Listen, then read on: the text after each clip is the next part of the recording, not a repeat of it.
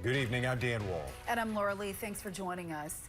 A small community came together in a huge way to support a family who recently lost their daughter. You'll remember 11-year-old Avery Anderson died after being hit by a truck in Renshaw last week on her birthday. Well, today a community-wide fundraiser was held in Northern News Now's Jeffrey McClure joins us live in studio to tell us how this little girl made such a big mark in her community. Jeff. Yeah, it was clear Avery Anderson was loved by all. This small town of Renshaw has a population of just over 400 people, and today it seemed they all showed up to celebrate who they are calling Renshaw's new angel. Her parents spoke exclusively with me, telling me how much they appreciate the support. We knew that she loved people, but we didn't.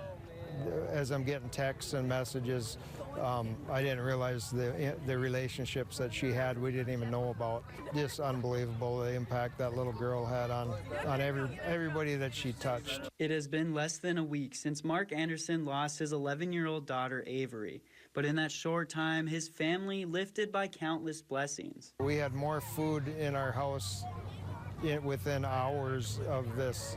Complete strangers just dropping stuff off our door. That show of support visible Thursday as the community came out to raise money through raffles, silent auctions, and a cookout. 15-year-old neighbor Josiah Schmidt missing her best friend. She was basically my little sister.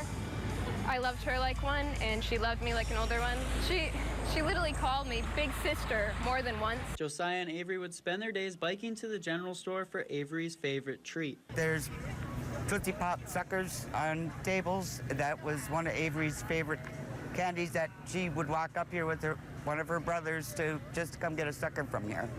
Bloom and her husband planned the event hoping to help one of their own, but the turnout surprised everyone. Very, very grateful, endlessly grateful for all the people coming to support the Andersons because they deserve it and they need it.